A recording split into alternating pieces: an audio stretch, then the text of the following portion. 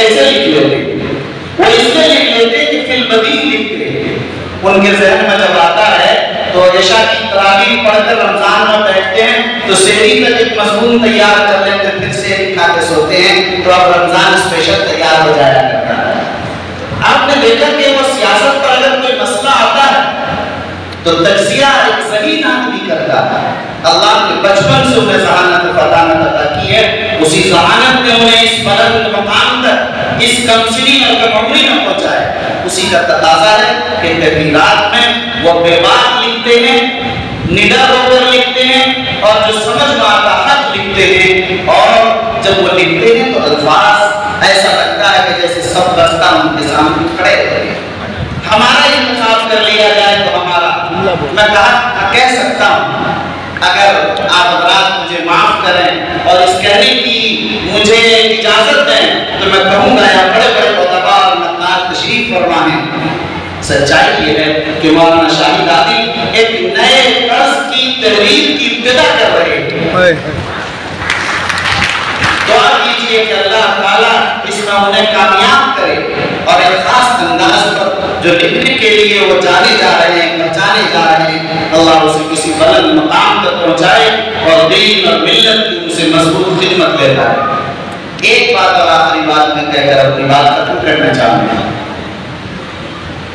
یہ تقریب جو آج منعقد کی گئی ہے اور اس طرح کے رسم اجرا کی جو تقریبات منعقد ہوتی ہے، اس کا مقصد دو ہوتے ہیں۔ پہلا مقصد تو یہ ہوا کرتا ہے کہ لوگ لکھنے والے کو پہچانیں، لکھنے والے کی قدر کریں، لکھنے والے کی ہمت افزائی اور حوصلہ افزائی کریں، اور لکھنے والے کو اس اعزاز و اکرام کے ساتھ ان کا دل بڑھائیں، ان کا تعاون ہو، ان کی کتاب کا تعاون ہو، لوگوں تک پہنچے، لوگ پڑھیں، لوگ جانیں، لوگ استفادہ کریں، لوگ اس سے سیکھیں، لوگ پڑھیں، اس کے لیے۔ اور جو دوسرا مقصد اس طرح کی تقریبات کا ہے وہ یہ کہ ان تقریبات سے ہمیں سبق لینا چاہیے۔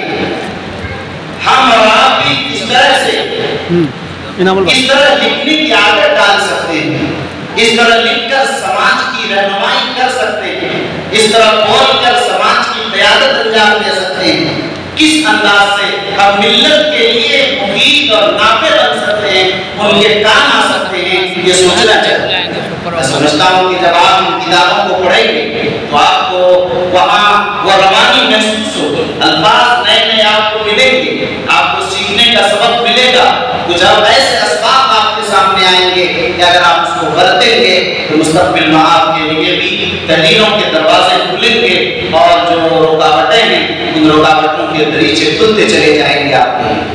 تو میں سمجھتا ہوں کہ ہمیں اور آپ سب کو اس کتاب سے استفادہ بھی کرنا چاہیے، اور صاحب قلم اور صاحب تصنیف کو مبارکباد بھی پیش کرنا چاہیے۔ ایک بار پھر مولانا شاہد عادل قاسمی کو بھی ہم خاص طور پر مبارکباد پیش کرتے ہیں کہ آپ کے قلم کی یہ ابتدا ہے، انتہا نہیں ہے۔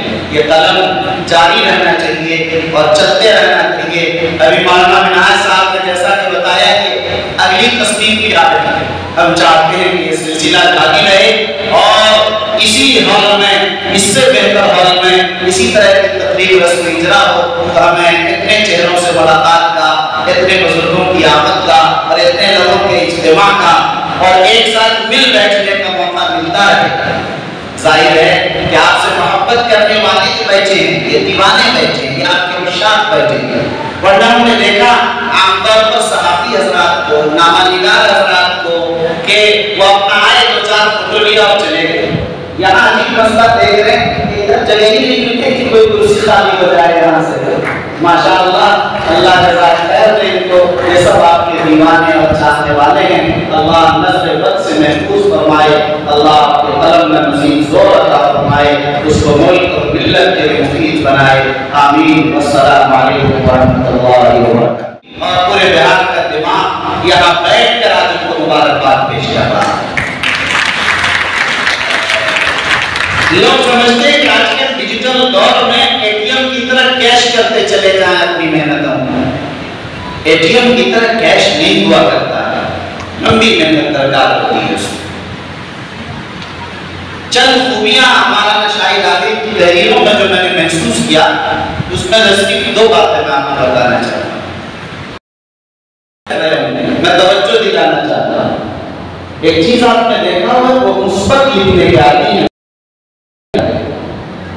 آج کے دور کا سب سے بڑا مسئلہ یہ ہے کہ لکھنے والا عام طور پر منفی لکھا کرتا ہے، وہی تحریر پڑھی جاتی ہے، وہی تحریر سنی جاتی ہے، دیکھی جاتی ہے، قبول کی جاتی ہے، اس لیے لکھنے والا اسی کو لکھتا ہے۔ اور صحیح ہے کہ منفی لکھنے کے لیے سچائی یا کس بیانی اس میں سب چل جائے گا، اس لیے لکھنا آسان ہوتا ہے، لیکن مثبت لکھنا، صداقت پر مبنی اور مشتمل باتیں لکھنی یہ مشکل کام ہوتا ہے۔ ان کے قلب سلیم ہونے کی بڑی علامت ہے کہ مثبت لکھا کرتے ہیں۔ ہمارا شریعہ کا جب معاملہ پیش آیا سن 2021 میں امیر شریعت حضرت مولانا علی رحمانی رحمۃ اللہ علیہ کے وصال کے بعد انتخاب کا زمانہ آیا، میں نے دیکھا ان کی تحریروں کو کہ تحریروں میں درد ہے، کسک، وہ جو لکھ رہے ہیں مثبت لکھ رہے ہیں۔ انہی لکھنے والوں میں پروفیسر ڈاکٹر صفدر امام قادری صاحب کی لمبی لمبی تحریرات لکھی انہوں نے، جس نے معاشرے میں بڑی کائی کو اور جمی ہوئی تہوں کو انہوں نے اڑا کر رکھ دیا اور صاف کر دیا۔